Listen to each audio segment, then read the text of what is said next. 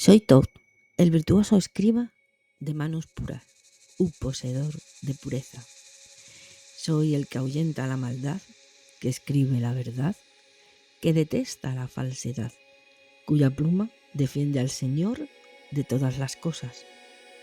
Maestro de las leyes que interpreta las escrituras, cuyas palabras establecieron las dos tierras, el libro de los muertos. Hace mucho tiempo, un hombre que se llamaba Enoc fue despertado de su sueño por una luz tan brillante que le aterrorizó. De pronto, de esta luz emergieron dos individuos muy altos. Eran las personas más altas que jamás había visto. Sus rostros brillaban como el sol y sus ojos parecían arder. Ambos permanecieron junto a su cama y se identificaron como los dignatarios del otro lado. Eran mensajeros de Dios, para ser exactos. En su casa, en otra habitación, dormía su mujer, Sesac. Enoc temía por ella. Los mensajeros le indicaron que despertara a toda su familia y a los sirvientes incluidos, que se despidiera de ellos, que les pidiera que no trataran de buscarle durante algún tiempo, hasta que el Señor le devolviera a su compañía. Seguidamente, estos dos hombres que brillaban colocaron a Enoc sobre una nube y poco después se encontraron surcando un mar mayor que el mar terrestre y observando la tierra desde el exterior. Es decir, estaba viendo los océanos de la tierra desde una nube. Imaginaros lo que puede ser la nube. Enoc y sus mensajeros viajaron durante 30 días por el océano del espacio. Atravesaron los 6 cielos hasta que llegaron al 7º. Y una vez allí, y durante otros 30 días, Enoc fue entrenado por el Señor y enviado de vuelta a la tierra con una doctrina secreta en su poder, que recoge el libro de Enoc. Un libro que para los cristianos católicos es apócrifo y que sin embargo para los cristianos ortodoxos forma parte del canon. Los teólogos y los especialistas en la Biblia ignoran la razón por la que entre todas las personas de la tierra fue Enoc el elegido para ir al cielo. La respuesta más simple es esta. Está en su mismo nombre. Enoc significa el justo. Y es la explicación más instructiva. Muchos lectores y editores de la Biblia han desmerecido la presencia de estos hombres clave del Antiguo Testamento. Por no exaltar, dicen, a ninguno en particular y cultivar cierto tipo de culto a la personalidad. Así que estos profetas quedan retratados como pastores, carpinteros, zapateros de mentes simples. Pero lo cierto es que Enoc, al igual que el resto de maestros de la Biblia, como Abraham y Moisés, no era un hombre ordinario. El retrato que emerge de Enoc es la de un hombre durmiente que abandona su cuerpo, atraviesa una serie de cielos, se comunica con diversos espíritus que le proporcionan enseñanzas que beneficiarán a su pueblo y es la imagen de un chamán, tal y como Mircea Eliade explicaba en su Historia de las creencias y de las ideas religiosas. Eliade definía la figura de un chamán en función de su poder para liberar el alma de su cuerpo y comunicarse así directamente con fuerzas divinas. A través de su trabajo con estas fuerzas invisibles en otra realidad o dimensión, el chamán genera un vínculo con el mundo espiritual y el conocimiento que obtiene en él le permite proteger a sus prójimos de la oscuridad y conducirles hacia la luz.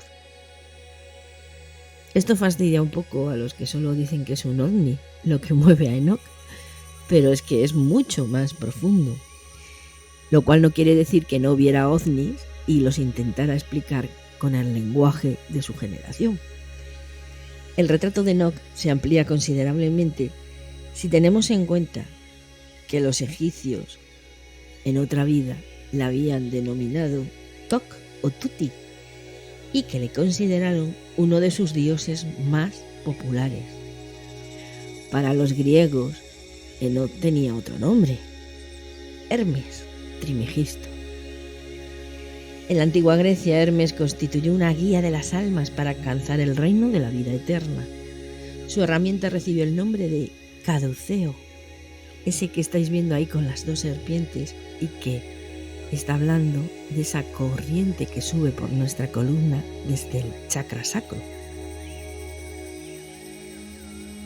Y es una forma de designar a la llave de la vida. El caduceo consiste en una vara alrededor, como estáis viendo, dos serpientes que se entrelazan coronadas generalmente con una paloma, que para algunos simboliza la unidad del Espíritu Santo. Y tiene, pues eso, diversas lecturas. Si os la mira alguien que entiende de yoga, os dirán que es el despertar de la Kundalini. Con frecuencia, los chamanes necesitan de una pequeña ayuda para comunicarse con la otra dimensión. El sexo, el alcohol incluso, son recursos habituales, las setas y algunas plantas, la música, en fin, ciertas drogas. Los chamanes generalmente aprenden el oficio a través de un entrenamiento que se basa en las doctrinas de antiguos sacerdocios ocultos que se van transformando y se convierten en custodios de la sabiduría secreta. Eso es la llave de la vida. Esa sabiduría secreta es la que tiene el secreto de la palabra mágica.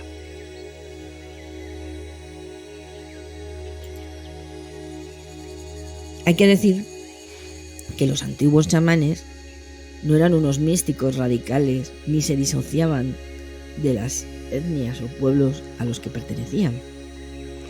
Todos, en común, poseen o poseían un elevado nivel de conocimientos, como medicina, astronomía, ingeniería, música, etc. Y es que el trabajo del chamán consistía en canalizar las revelaciones místicas obtenidas gracias a esa práctica chamánica hacia una aplicación práctica en el mundo real de sus coetáneos. El auténtico mundo real, como muy bien ellos sabían, era el de las otras dimensiones superiores, y que esto no era más que una matriz, donde éramos esclavos de ciertas criaturas que se habían infiltrado a través de hibridaciones como reyes y como sumos sacerdotes. Enoch, prosigamos con él, era escriba de profesión. Los escribas actuaban como puentes entre distintos mundos y tenían los conocimientos secretos y protegidos. Para que os hagáis una idea, los egipcios le llamaban a Tok el señor de las palabras divinas. Sostenía en sus manos lo que parece un moderno ordenador, una tablet, casualmente, y se le conoce como el patrón del aprendizaje, de la magia, de la verdad, de los libros, de las bibliotecas, guardián de la doctrina y señor del tiempo. Los egipcios además le consideraron un dios por su extrema y gran sabiduría. No obstante, es una exageración. Su nombre hebreo, Enoch o Enoch, humano, mortal, justo, es prueba de ello. Otro hecho que lo confirma es que los sumerios conservan la historia de la concepción y el linaje de Tok. Según Zecharia Sitchin, Divine Encounter, los encuentros divinos, los sumerios denominaron a Tok Ningiscida, término que significaba ni más ni menos que el señor del artefacto o llave de la vida. También afirmaron que el dios Tok era descendiente de su dios Enki, el señor de la tierra, a quien Sitchin hace referencia como un bioingeniero extraterrestre y una mujer mortal, Inanna Ishtar. Durante una noche de alcohol y sexo desaforados, Inanna, una mujer guapa, muy bella, astuta y despiadada, sedujo a Enki y desapareció después, llevándose consigo las tablas Esmeralda, las fórmulas divinas sobre las que se cimentaba la civilización elevada, y es que Inanna se hizo con el cetro supremo y el artefacto o llave de la vida. Aquella misma noche también concibió un hijo, Tok. Cuidado y educado por las sacerdotisas del templo de Inanna, parece ser que a Tok, mitad humano, mitad divino, se le concedió el privilegio de conocer los secretos del universo, entre ellos todos los referentes a la llave de la vida, un honor del que ningún sacerdote del templo había disfrutado. Los sumerios hablan también del hermano de Tok, Ra-Marduk, transformado más tarde por los cristianos en el arcángel Miguel, que le envidiaba profundamente. Fue el humilde Tok y no Ra el elegido para aprender los principios de la llave de la vida, entre los cuales constaba la capacidad para infundir vida a la materia inanimada. Al tiempo que estudiaba y asumía los cometidos propios de un salvador o sacerdote de la orden de Melquisedec, Tok permanecía obsesionado con otra cuestión: encontrar a su amor. Se sentía virtualmente incompleto sin ella. Ella le venera, le protege, le bendice. Es lo que en Grecia se denomina el hierógamo, el matrimonio sagrado. Tras esa unión se le conocerá como el ungido, en hebreo, el Mesías, y en griego, el Cristo. Es perfectamente posible que Tok conociera a su amada, Sesak, durante su estancia en el templo de Inanna. Algunas pinturas de sus paredes muestran a Sesak siempre cubierta por una piel de leopardo, uno de los atuendos que escoltan las almas en su camino hacia la luz de dimensiones elevadas. También figura con un emblema sobre su cabeza en forma de estrella con 7 puntas, símbolo de una particular tradición de sabiduría asociada a un grupo de estrellas conocidas como las Pléyades, pero que algunos traducen como el cáñamo, un símbolo del que es el cáñamo. Al igual que Tok, Sesak era una guía de almas y tenía en su haber conocimientos muy secretos. Fue por ella conocida como el ama de la estancia de los libros, la guardiana de los archivos acásicos, y aparentemente superó en habilidad a su marido, pues ella fue la encargada de verificar el trabajo de Tok. El matrimonio sagrado, perdona, es que estoy todavía terminando con una gripe que no acaba de irse. El matrimonio sagrado de Tok y Sesak entrañó un fin elevado, propósito que puede descubrirse decodificando el pictograma o ideograma que representa a la pareja, la garza y el símbolo de la aurora. Y es que en el antiguo Egipto siempre se ha recurrido al amanecer para representar la figura del Salvador. En Egipto solía ilustrarse a la apertura de las puertas del cielo y la liberación de la aurora como una garza o una ave ibis. Según la mitología egipcia, en el alba del mundo, Cristo, el Mesías, o el eslabón superior de la jerarquía espiritual, emergió en un punto ubicado en el centro del cielo. Es decir, en Tula, y adquirió la forma de una garza, irradiando la luz de sus alas desde el centro del universo y desde el vértice de una pirámide. El Maestro, la fuerza, el Cristo, siempre comunica doctrinas que nos capacitarían para transformarnos en la garza, un cuerpo de luz capaz de acceder a dimensiones superiores de la existencia. La garza es el símbolo de la mañana, pues al permanecer en la orilla del mar es la primera en dar la bienvenida al alba, mientras se emerge desde este.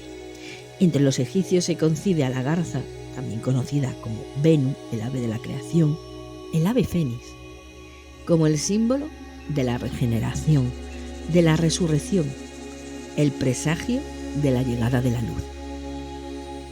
El mandril, otra imagen de Tok, constituye el emblema de la sabiduría del amanecer. Debido a su expresión tan seria, en cierto modo semejante a la humana, y a su hábito de anunciar la salida del sol, con ese peculiar sonido que emite, fue venerado como el que saluda al alba. En todo lo anterior ya podemos ver la relación que existe entre el dios Tok y la diosa Sesá, su esposa. Ella es la primera en ver el amanecer, al Salvador. Cuando despunta el alba, ella unge o despierta a su marido, que sale entonces al mundo de los hombres para anunciar su llegada. Resulta obvio, pues, que no son personas ordinarias. Profundizando en la tradición del misterio, observamos que en un tiempo se creyó que el dios Thoth y Sesá eran reencarnaciones de las figuras bíblicas de Seth y su esposa Sasek. Seth, tal y como afirmaron los primeros historiadores del judaísmo, era a su vez la reencarnación de Adán, el hombre modelo y modélico criticado por Cristo en el Antiguo Testamento. Y es que muchos escritores antiguos y sobre todo cabalistas no consideraron que Adán fuera un cretino. Por el contrario, escuchando a la diosa, superó al resto de seres humanos en todos los sentidos. De hecho, rechazaban incluso el concepto de la caída en favor de la creencia de que Adán era una figura celestial que se ha ido reencarnando sucesivamente en forma de ser humano a lo largo de toda la historia. Conoció y dominó los secretos para trascender la vida terrenal y desde entonces se encarna en ser humano a voluntad, prediciendo su futuro nombre y su pasado, y el linaje en el que va a encarnar. Adán, o el hombre modélico a quien debemos emular o seguir, fue estableciendo comercios en diferentes culturas y civilizaciones a lo largo de sus múltiples existencias, según algunos sumerios. Adán delegó y recuperó ni más ni menos que la sabiduría y las posesiones que había adquirido. Como veremos más adelante, uno de los bienes que conforman su bagaje y equipaje es la llave de la vida. Un gran número de escritores antiguos, anteriores al cristianismo, coincidieron en afirmar que Sem, el hijo de Adán, fue más tarde, de nuevo, en otra encarnación, Enoc, Tok, es decir, el Salvador. Según la tradición y la cultura popular islámicas, también Enoc es una encarnación de Adán.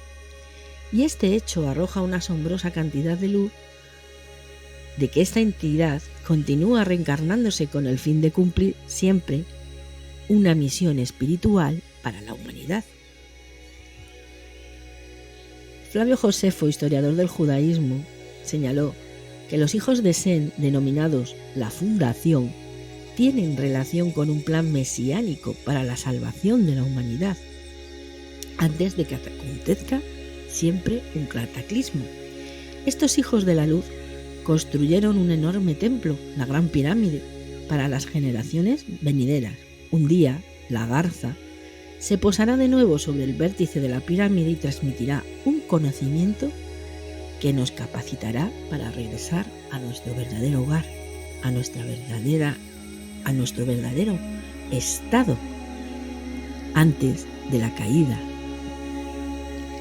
Esta profecía consta en todos los libros del Antiguo Testamento y hace referencia al retorno del Mesías, a los corderos caídos desde la creación del mundo, una ofrenda divina enviada para asistir a la humanidad perdida, al Hijo de Dios, nacido como hombre y muerto como hombre.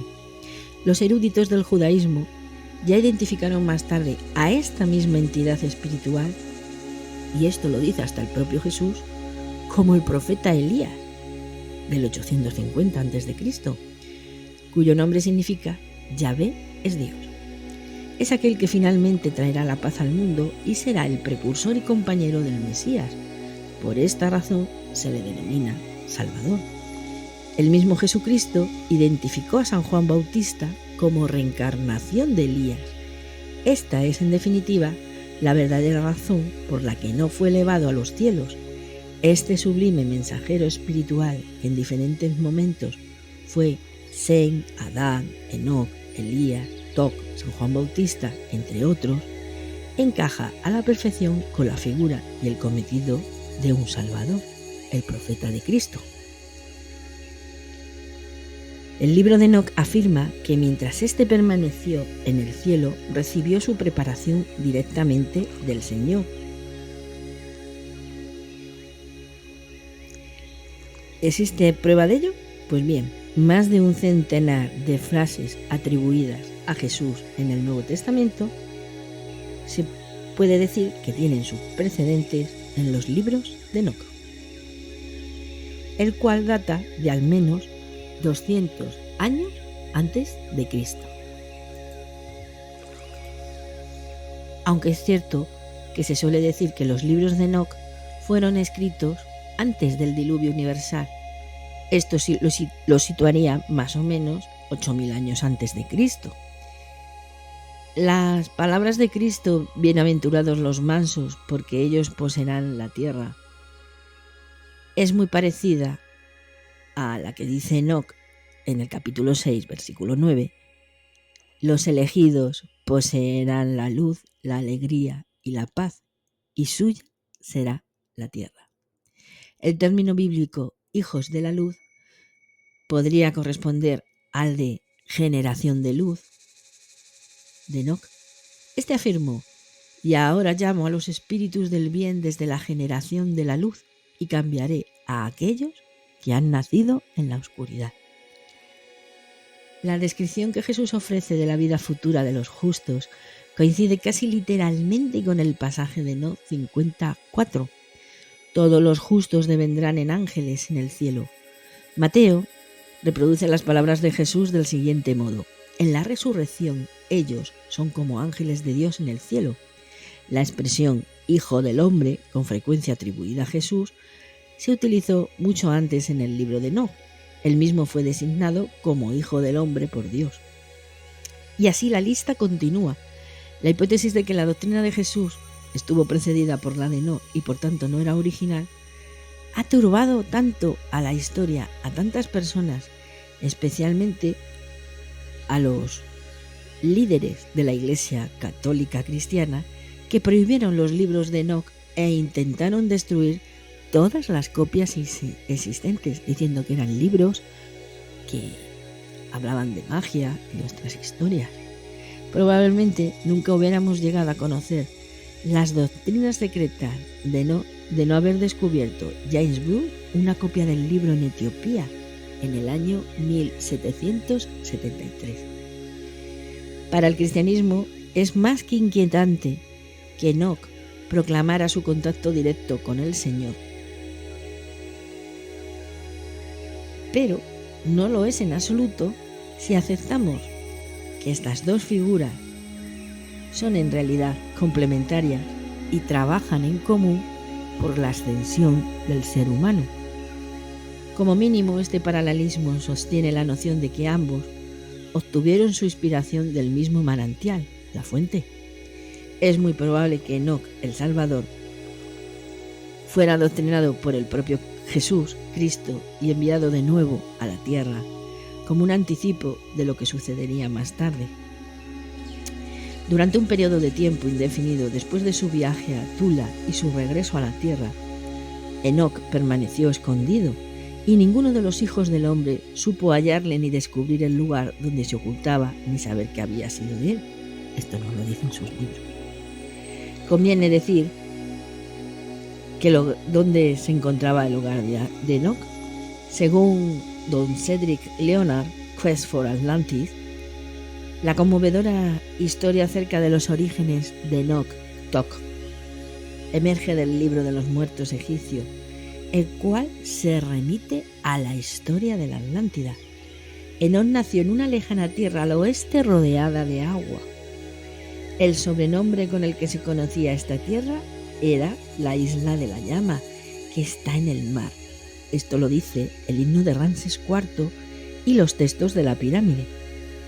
Un día, un terrible cataclismo oscureció la luz del sol y trastornó a todos los dioses, pero Enoch condujo a su pueblo hacia un país más seguro en el este.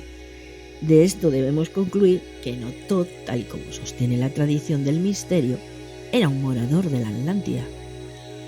En el momento en que Enoch finalmente reapareció ante su gente, algo muy extraño ocurrió. Dice la ciencia que cuando los hombres se reúnen en torno a Enoch y él habla, dirigieron la mirada hacia el cielo y pudieron ver cómo un caballo blanco descendía hasta la tierra desde el seno de una tormenta. La multitud le dijo a Enoch y éste les dijo: «Este caballo ha venido por mí. Ha llegado el momento de dejaros y jamás volveré a veros». El corcel permaneció frente a Enoch y todos los hijos del hombre pudieron verle. Es curioso que el caballo blanco o el unicornio se asocia con frecuencia al árbol de la vida, que conecta el reino humano con las regiones superiores o dimensiones del espíritu. La función del Mesías consiste en conectar las almas de la tierra con el árbol de la vida. Y como chamán, Enoch pudo haber sido el vínculo entre el cielo y la tierra. Los libros de Enoch revelan que el mundo colindante a la Atlántida no era tan apacible y perfecto. Se había corrompido por culpa de los ángeles caídos, los niños de la oscuridad, por así decir, y su líder, Azazel, fomentaba una lujuria insaciable por las hijas del hombre.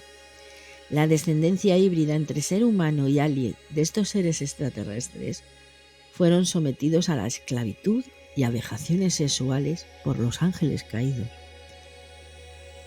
Estos ángeles no eran, ya podemos decirlo, estos demonios no eran criaturas tiernas, etéreas ni aladas, y como los primeros padres de la Iglesia querían creer.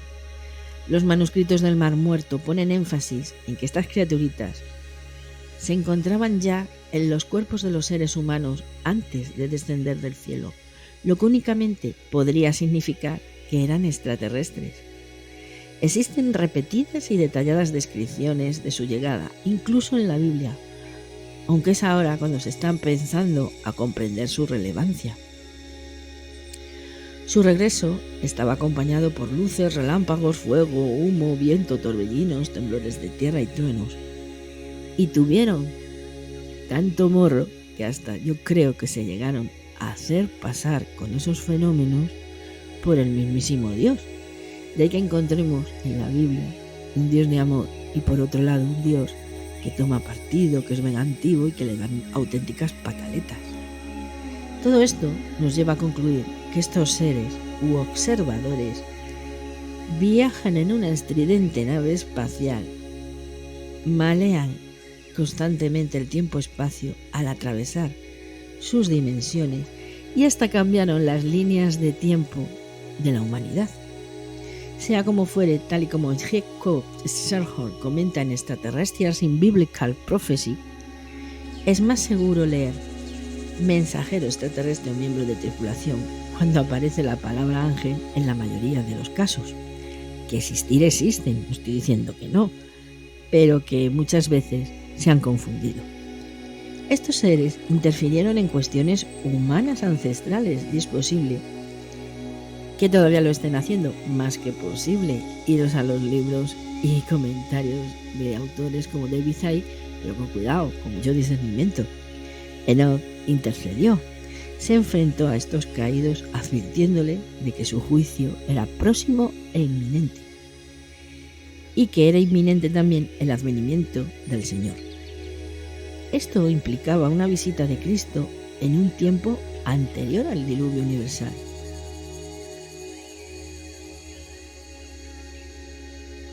Si Jesús por alguna razón no hizo presencia para juzgar a estos observadores y la maldad de la humanidad durante el tiempo de la Atlántida, no cabe duda de sus intenciones al respecto cuando apareció 10.000 años después. El mismo Jesús afirmaba, voy a rellenar con los personajes a los que se refieren. Dice, ha llegado el momento de juzgar a este sistema mundial, el de los observadores. Ahora el príncipe de este mundo deberá ser expulsado. La deducción de Jesús está clara. Vino para imponer el juicio a los ángeles caídos y a esa descendencia híbrida de los extraterrestres, tal y como profetizó el libro de Enoc. De esta interpretación del libro de Enoc podemos deducir dos de los grandes secretos de la humanidad. En primer lugar, la existencia de los descendientes de los ángeles caídos, que convergieron en casi todas las líneas de sangre real, ya que fueron eliminando poco a poco las líneas de reyes de la tierra. Así que tenemos esa existencia de descendientes de los ángeles caídos, los hijos de la oscuridad, durante la época de Jesús. Y en segundo lugar, la tentativa de Cristo por salvar las almas del planeta Tierra antes del diluvio universal. El hombre encargado de despejar el camino era Enoc. Enoc, Toc y Sesach emprendieron juntos el cometido del Señor, empleando décadas en viajar a todos los rincones de la tierra, predicando el Evangelio de Tula. Conociendo la inminencia del cataclismo, Toc y Sesach, como una pareja protegiendo de un maremoto sus propiedades ubicadas a pie de playa, empiezan a dispersar objetos y libros relevantes. Así que en futuras encarnaciones de ellos mismos los encontrarían y utilizarían para la edificación espiritual de la raza humana, su ascensión. La magnitud de la empresa no puede desestimarse, pues supuso un tremendo esfuerzo preservar lo que había llevado siglos de crear. Es por eso que aunque muchos busquen algunos de estos artefactos, no los van a encontrar y van a empezar y acabarán creyendo que son ilusiones, que son experiencias místicas y demás. Pero es porque esos artefactos solo pueden ir a sus legítimos dueños. Otra cuestión que conviene considerar con respecto a Toc y Sesach es cómo señalizaron los lugares en los que escondieron esos objetos para recordar y localizar fácilmente. Con este fin supervisaron la construcción de marcas, ya sabéis, lapidarias, albañilería típica o ciclopia, que pudiera resistir el ímpetu de las olas si hubiera un tsunami, un maremoto, un cataclismo, y al paso del tiempo hasta el momento en que la Tierra ya estuviese preparada para establecerse de nuevo y vibrar alto para expulsar a los hijos de la oscuridad. Asimismo, indicarían el momento en que la conciencia de la humanidad despierta de ese sueño en el que le habían limitado en una matriz los seres de esa dimensión oscura con su descendencia.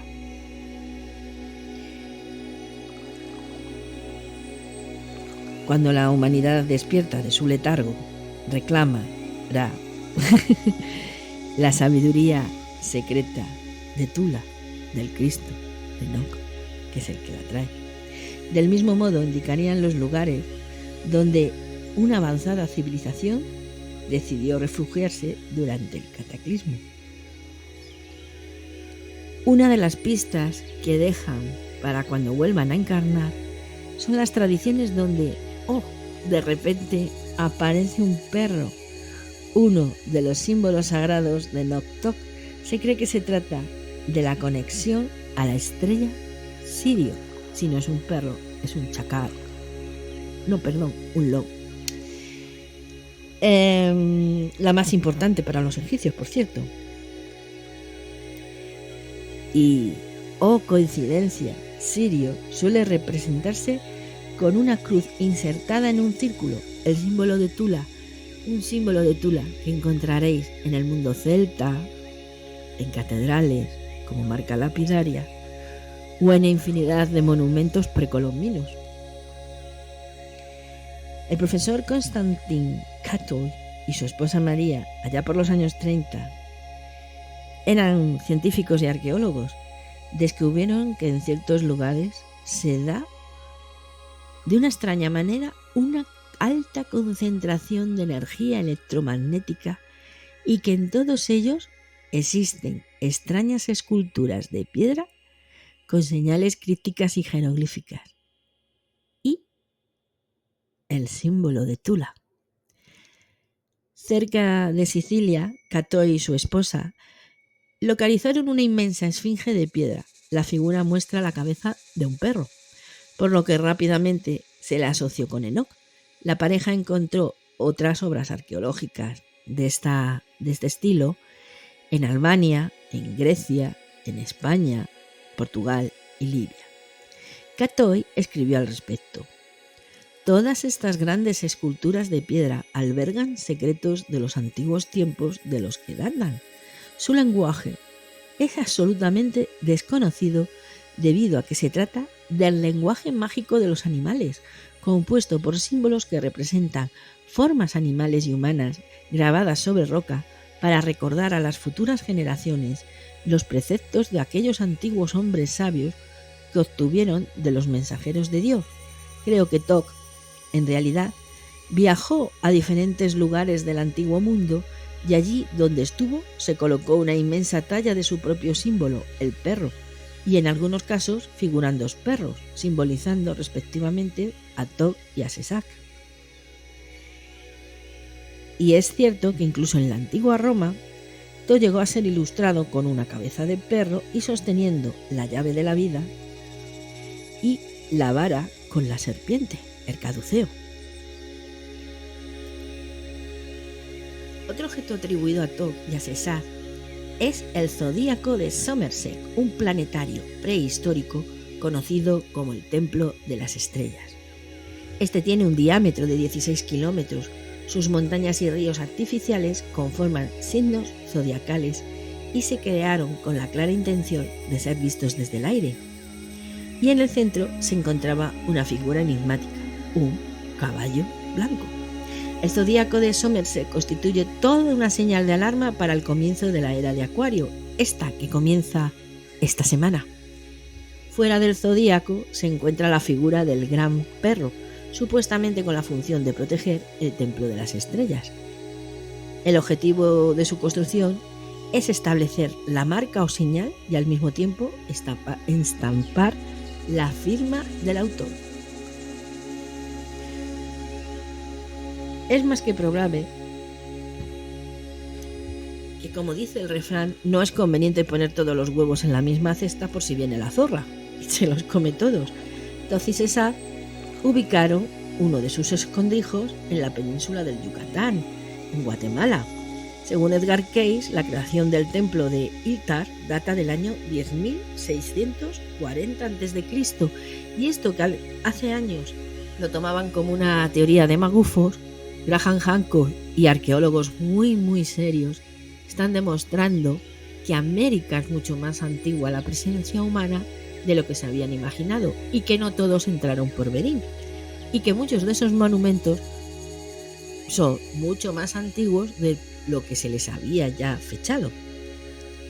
Es decir, recapitulamos, según Edgar Cayce, la creación de este templo de Iltar en la península del Yucatán en Guatemala data del año 10.640 a.C., es decir, 1000 años antes de lo que los mayas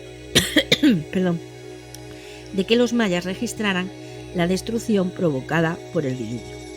Decía Cayce: entonces, junto con todos aquellos que abandonaban la civilización de la Atlántida, Iltar, con un grupo de seguidores que formaron parte de la casa de Aztlán, Tula, los seguidores del cometido de El y 10 individuos más, abandonaron su tierra, Poseidia, estamos hablando de Poseidón y la Atlántida, y se dirigió hacia el oeste, llegando a lo que hoy forma parte del Yucatán. y allí, haciendo uso de las actividades de sus pobladores, comenzó el desarrollo de una civilización que se desarrolló de un modo muy semejante a como ya lo había hecho en la Atlántida.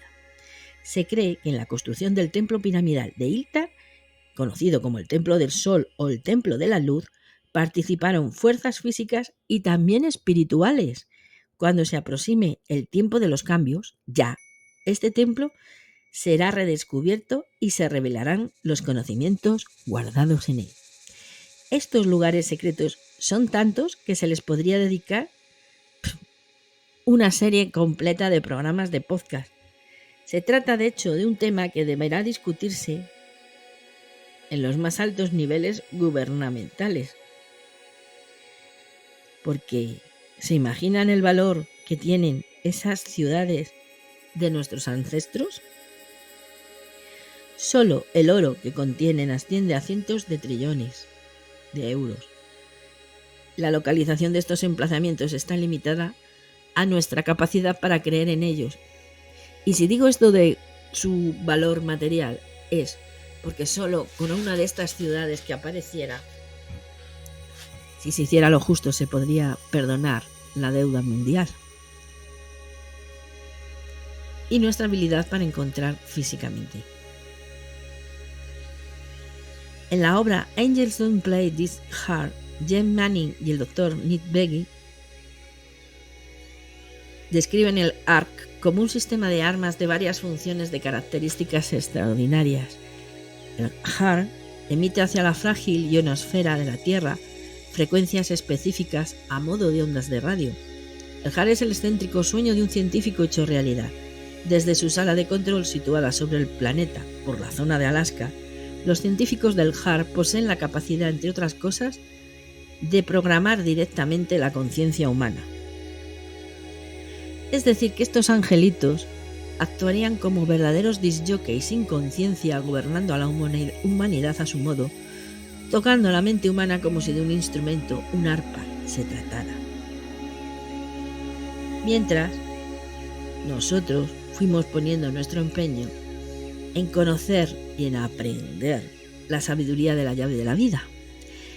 Esa que aquellos que desean que permanezcamos sumidos en la ignorancia del verdadero poder que tenemos, se aseguran de que nunca avancemos debilitando nuestras mentes a través de esas ondas frecuenciales enviadas con ese fin.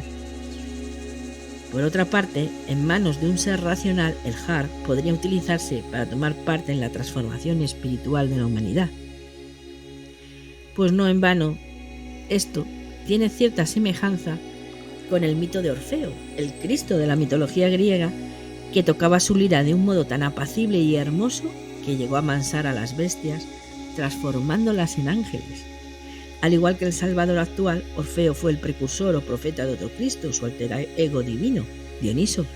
Como Jesús y posiblemente nuestro Salvador contemporáneo, Orfeo fue maestro de misterios de la vida después de la muerte y murió asesinado como castigo por revelar misterios a la humanidad que solo pertenecían a los dioses.